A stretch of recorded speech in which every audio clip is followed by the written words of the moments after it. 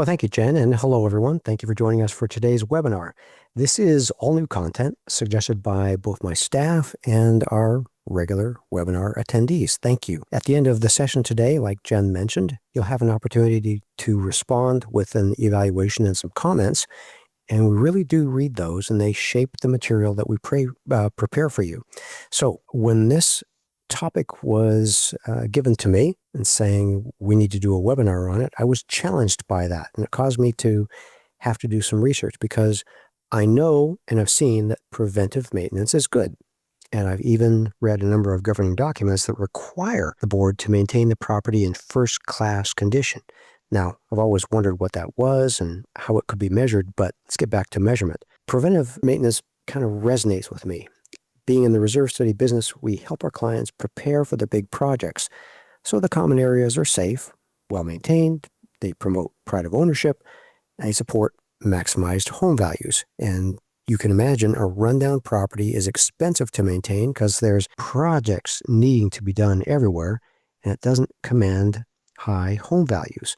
And in our household, we have a few themes in our family. I'm naturally a tinkerer, a fixer, and I like to keep our things in good shape. So one of our themes is we Nordlunds take good care of our things. And as an example, I drive a 23-year-old Acura.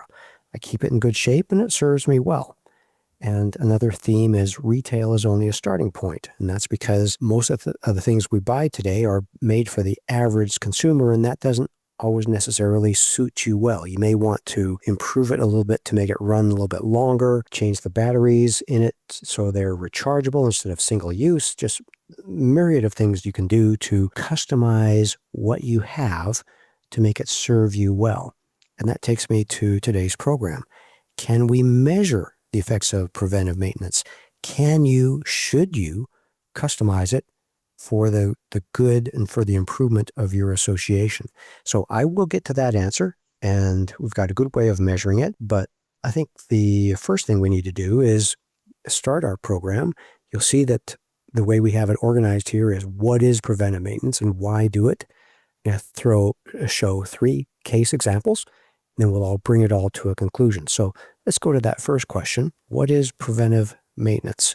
Well, by definition, preventive maintenance is the proactive, scheduled care of equipment and assets before they break. And that's a key word, proactive. And that's probably why I was focusing on how I missed that typo there. What we're trying to do here is help you do things in advance, being proactive versus always reacting. Reacting causes emergencies. Reacting minimizes the time you have available to select a service provider, minimizing the time that you have to get proposals, minimizing the time you have to get the funds available. Being proactive is always going to be to your advantage. So that's what we're talking about here. There's 4 types of preventive maintenance.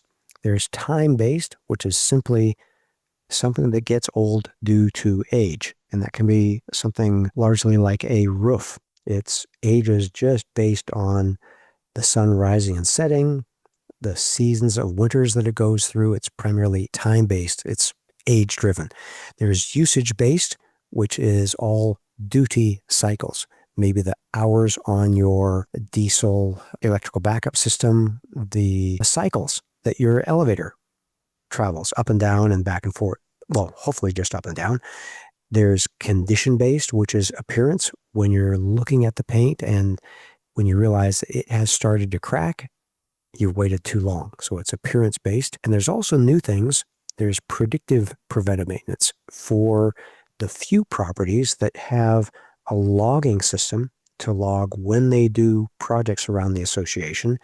The software can learn when you're doing these things and begin to recommend them to you in the future so you don't forget to do a scheduled project. So those are the 4 types of preventive maintenance. We see this in our normal life. We're all familiar with a fresh coat of paint on a building.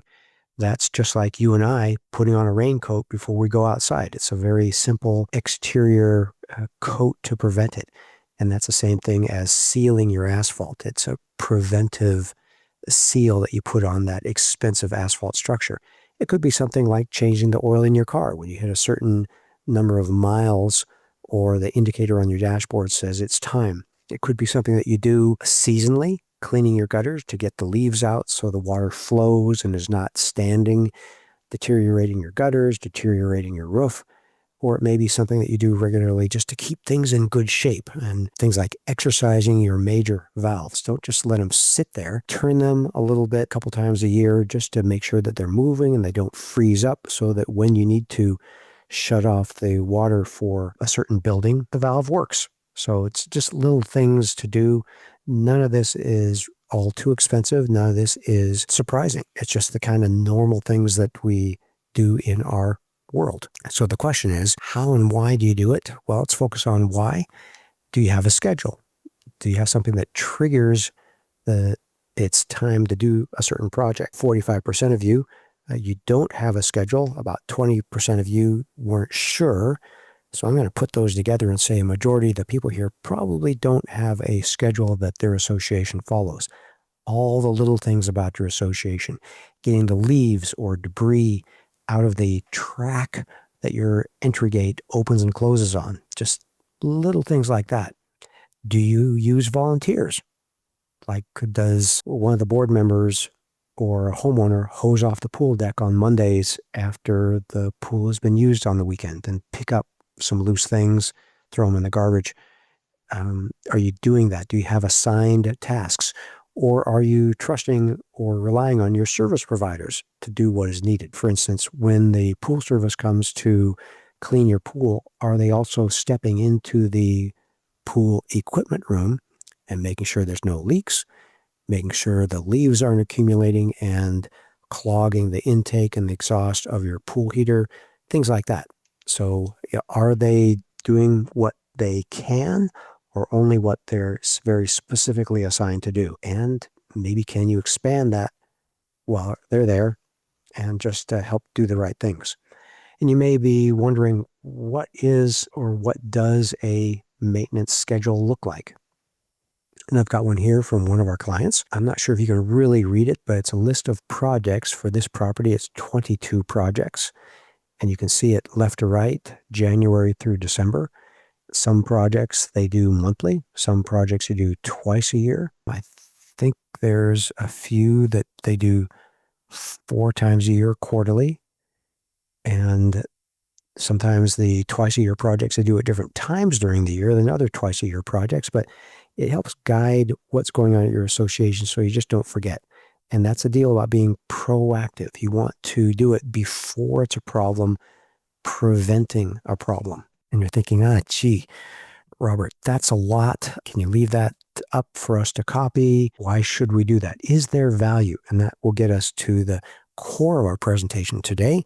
So I want to take another moment before I get to that and remind you that it may not be clear who is responsible. And there's another document at your association. It's called a maintenance matrix that we're seeing more and more commonly. It's a document that summarizes who's responsible for what, the individual owner or the association. So not having to assume, and you're not thinking, oh, gee, I'm waiting for the association to take care of that, when indeed it's your problem. And that can be the little things around the association, the doorknobs, the windows, the doors themselves, the doorbell, the entry steps to your unit, all those little things, the light outside your front door. Who's responsible for all those things? Again, we're seeing this more commonly, and it's a great document. It helps communicate what's happening at the association by who. And this is typically prepared by your association attorney. And it says, in this case, I know the name of this property, but the HOA is responsible for the air conditioning and water heating units in the common areas. Not surprising. And that's section 9.1 in the governing documents. On the other hand, look down here, if a homeowner damages it due to one thing or another, the owner is responsible for it. And it goes down a nice long list, making it very clear who's responsible for what, so there's no uncertainties. And the association can do all the right things to take care of what it's responsible for. And it may be a lot easier to read it this way rather than diving through paragraphs in your governing documents. And another foundational idea is that you have to appreciate that owning and maintaining real estate is expensive. Mother Nature and Father Time see to it that everything is deteriorating. There's nothing you can do about it. It is going to happen. So you need to decide what kind of defense are we going to put up to this attack on our property. And then for you, you need to decide what's our objective. If you want to minimize your workload, you just walk away from this webinar at the end and say, great idea, but not for us. I'm going to show before the end that this is really worth your while. It tangibly and measurably reduces owner costs. So we're back to the question, is there value? Is there worth it? The answer is yes, and let me show you how. So we move to the second part of today's program, and I did my evaluation on 3 very different case examples to make sure I wasn't just looking at just one type of property. And so I picked 3 very different associations, a beachfront HOA with a clubhouse, where they're not maintaining any residential structures. Everyone owns their own home, but they have a lot of asphalt, and they have a beachfront clubhouse that is just, I gotta say, gorgeous. Then there's a mid-rise condo in a normal or typical metropolitan area, 3 stories, parking underneath, nice place to live, but nothing particularly special about it. And the third is a mountain mid-rise condo. It's in a harsh environment. They have a few extra things there. They have snow melt. They have ski locker storage, or I guess it's now snowboard storage also. But they have a bunch of extra things there because it's in such a harsh environment. And a roof there doesn't last as long as it does in a more temperate environment. The rules I gave myself in doing this: no goosing the effect of preventive maintenance. I wanted to see very normal-ish type numbers. I wasn't going to be aggressive trying to push results. I just wanted to find out, is this a big effect or a small effect? And that's exactly what I'm going to tell you today. Just normal preventive maintenance an association could and should do. Nothing really weird or atypical. I, coming into this, expected that not all components would be affected. There's some that are driven by age and time, and there's not much you can do about it. So preventive maintenance doesn't really help on those. And I also gave myself the rule, no usage-related adjustments. Like, I wasn't going to say you can make the elevator last a lot longer if you all take the stairs. So I'm not dealing with changing human behavior at your property. And I figured that the project cost is the project cost. I wasn't going to, again, goose the analysis by saying that something will cost less one way versus the other way. When the roof fails, you need to buy a new roof, no matter if you did preventive maintenance or not. You need a new roof. And so how do we measure results? Well, I chose to use what we call in the reserve study industry, the deterioration rate. It's the cost of the project divided by the number of years that it serves the association. And I did that for the normal reserve study, and I adjusted some of the useful life values as they were well maintained, line by line by line. So some projects could be the same cost, but over 20 years versus the same cost over maybe 25 years, which results in a lower cost per year to the homeowners because you can spread out that cost. So it's the same project, just if you can spread it out and get more years out of it, you're doing it less frequently, and it's going to result in lower reserve funding requirements. So let's jump right in. First one, beachfront HOA. This is an example of the analysis I did. I don't expect you to really see all the numbers, but I want to give you a flavor. There's the useful life, which was taken straight from the reserve study, and the replacement cost, again, taken straight from the reserve study. And some of these, I asked myself, if they maintain the project well, could we have an extended useful life, a maintained useful life? And those are all shown in green. Some of these don't make a difference. They're going to repair the sidewalks every 2 years. That's driven by tree roots. Not a lot you can do. You could actually argue that this is a preventive maintenance project all by itself. Another one down here, the furnace. This is in a warm area in California, so the furnace doesn't run really very much. And so you probably could do something to it, but it's still just plain going to get old at the end. But there's a number of projects that you can see. Beachside clubhouse deck, if they sweep it, if you hose it off regularly, I felt for sure that they could get 20 years out of it instead of 15. And the same for the street side. It's a salt air environment. If you sweep it and hose it off, regularly, it's going to last longer. Lots of these little things that all sound very reasonable to you is what I am hoping. The handicap, again, it's a simple kind of thing. Sweeping it and hosing it off. The handicap ramp, it's going to serve you longer than if you just let it sit there and gets beat up. The sun, the wind, the rain, and the leaves, everything accumulating on it. So it's just going through kind of carefully. Some of the projects I was able to give an extended life on, some not. And here's another page worth of projects. Downstairs floor seal and resurface. Couldn't really do anything to it. It's just primarily age driven. The kitchen fridge, primarily age driven. Not really much that you do to a refrigerator other than, wow, is there anything you do to a refrigerator? I know we wipe ours down regularly at my home, but looking at just normal maintenance, if you just take care of the vehicle gate, you're going to get a couple years more out of it. Just some really actually some small tweaks. But when you put all these together, the original reserve study said that all their assets are deteriorating at the rate of $176,623 per year. Okay. About 175 grand. But if you do the preventive maintenance and you're able to stretch the useful lives a bit, about down to 150 grand. So you're saving yourself about $27,000 a year. And you know this, the kind of things I was talking about, sweeping those decks, hosing them down, it's really not a lot of time. If you have maintenance staff, it's just asking them to do that also, as long as part of their normal task. If you have a landscaper and they are blowing the leaves off of your property, just have them blow down the front porches of each unit while they're standing there. Just these little things that you can do to make sure that you're doing the simple, responsible things. So the reduction in savings of amount of reserves that you need to be setting aside is about 15%. That's a nice savings. I wasn't really sure going down this path if my results are going to be down the 1% range or something. But for the first one I touched to be a 15% savings, I felt like we're really onto something here, which meant that I'm really glad to be able to share this. Okay, let's go with the mid-rise condo. First thing here is you'll see there's one maintained useful life that is kind of peach in color.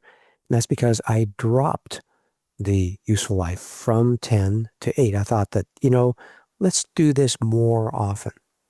So we're going to be sealing it more often, which will allow us to resurface less often. It's a trade-off there. And the same kind of things, taking care of the wood deck, sweeping it, hosing it, maybe throwing an inexpensive seal coat on or a varnish or something like that at the halfway point. All these little projects, so much of it, what can you really do to your pole lights? They just kind of stand there and they're pretty much age related. Metal fence, you can take good care of it. You can make sure the sprinklers aren't hitting it on a daily basis. Touch up paint here and there, fix the gate so people aren't abusing it whenever they try to get in. Extending the hallway carpet a little bit because you're being careful to vacuum it. All these little things. Second page, you'll see trash chute, boiler, taking good care of it.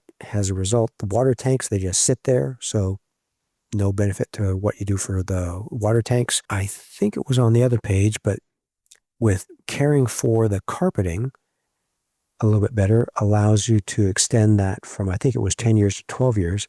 And I thought the same was true for the hallway walls. Touching it up here and there, covering over the scuffs, cleaning the scuffs, all those kind of little things can help you get a couple more years on the hallway walls from 10 years useful life to 12. Just projects like that. Taking care of the fitness equipment appropriately, cleaning it, lubricating it, simple kind of tasks. And what's the result? Initially, straight from the reserve study, their deterioration was a little over $245,000 per year. When I made all the adjustments due to prudent preventive maintenance, that brought it down to $218,000 per year. So a savings of $27,000 a year. Plenty of room and much more savings than it would cost to actually do those projects. Total overall savings, about an 11% drop in their reserve funding requirements. Very nice again. I think I'm on to something. 15%, 11%. I'm getting a nice consistent range of results. So let's go to mountain mid-rise. What happens when you have something complicated? So is there fundamentally something different here? Well, I started to see there's a lot of the same. If you take good care of the concrete, you're degreasing it, you're getting rid of the oil drips underneath the cars on the parking spots. If you keep it clean and maintain your seal, you can stretch that from 8 years to 10 years. And likewise, then move the garage wall painting from 8 years to 10 years. All these little things that you can be doing. The asphalt seal, you want to keep doing that on a regular basis. But if you're sweeping and cleaning the asphalt, maybe even hosing it down gently, you can move that useful life out to 24 years. Just being prudent, nothing crazy. Next one, the bell carts. Just telling staff to be gentle with them. Don't roll them down the stairs, take the elevators, things like that. Garage door, just making sure it is lubricated, the tracks are clean, all these little things that you can do. A lot of it you're not changing because it just kind of is what it is. The circulation pumps run and they just run. And same with the miscellaneous pumps. They're just going to need to be replaced on time. I went to a third page on this wanted to show you a couple other things. In this one also, you'll see peach again. There is one project I decided to do a little bit more often, like the deck sealing. Let's get that done proactively at 8 years to get a jump on taking care of the property. You've got snow melt. You want to take care of the deck very well to make sure it serves you well. That means all the little things you can do for other areas, the snow melt concrete deck, just make sure the snow melt system is working well, and making sure that the railing, when you clear the snow off the railings also. Again, not a lot of special stuff, but when you look at it, original reserve funding was about $244,000 per year. Adjusted reserve funding was down to $220 when I was able to reasonably believe that those projects were going to last longer. Funding for this project is about $24,000 a year. Again, significantly less than it would cost you to get any of these projects done. A lot of these preventive maintenance projects are just caring, just getting the project done right. When you're moving the snow off the walkways, make sure you move the snow off of the railing also. Just the little things that you would do to care to make sure the project is done well. And you saw a lot of projects that were primarily age-driven, and so there were a lot of projects that weren't affected. So the reduction in reserve funding here was just a hair under 10%. So I felt like I've got a stable situation, results of, 15%, 11%, and call it 10%. So we're seeing consistency here. So we move to the last part of our presentation here today, drawing it to conclusion. What have we seen? What have we learned? What is the power of preventive maintenance? Well, I want to make it clear that your reserves A professional is presuming that you're an average association doing average preventive maintenance. So take this opportunity. So many of you don't appear to have a strong preventive maintenance schedule. It's how you can drop your reserve funding by 10% or more. So start this. Get a preventive maintenance schedule and show them that preventive maintenance schedule and say that, hey, we are on top of things. Make sure that they acknowledge that and they smile and say, by golly, good for you. And make sure that they're going to stretch your useful lives appropriately and not just treat you like the average association. Same is true with your insurance professional. Now, they're likely presuming you're not doing average maintenance, but likely little or no preventive maintenance because, again, they're in the business of preventing failure or preventing tragedies from happening, and their rates are probably set on expecting tragedies to happen. So, again, show them otherwise with your preventive maintenance schedule and challenge them to provide a more favorable premium. Say that we are taking care of our property. We're not just sitting on our hands, waiting for things to break. So we want to be a preferred risk. And I'm wondering if there's even a larger effect here than in the savings from your less reserve funding because of the high cost of insurance at this time. So what did we learn? Effective preventive maintenance appears to save about 10% of your reserve funding. 15 and a quarter, 11%, 9.9%. A simple answer is that probably think about 10%. That's an easy number to try to remember. And that's a big deal. Remember that your reserve funding make the cost of living in your association higher. Okay, you do reserve funding because it just means that you're not getting special assessed. So the cost is the cost. And you want to try to, as much as possible, slow that cost down. Effective, low cost preventive maintenance, just doing those projects right, just the pool service company looking at the pool equipment room every time they're on property, all that little stuff is going to add up and save you money. And that's important because the average association spends about 25% of its budget on reserves. So if you can knock that down by 10% or so, that's going to free up, 2.5% of your budget to use on other things, or save 2.5% on your overall budget so it doesn't have to rise as much. That's just a cool thing. And we're going to bring you back to where we started, that remembering that owning real estate is expensive.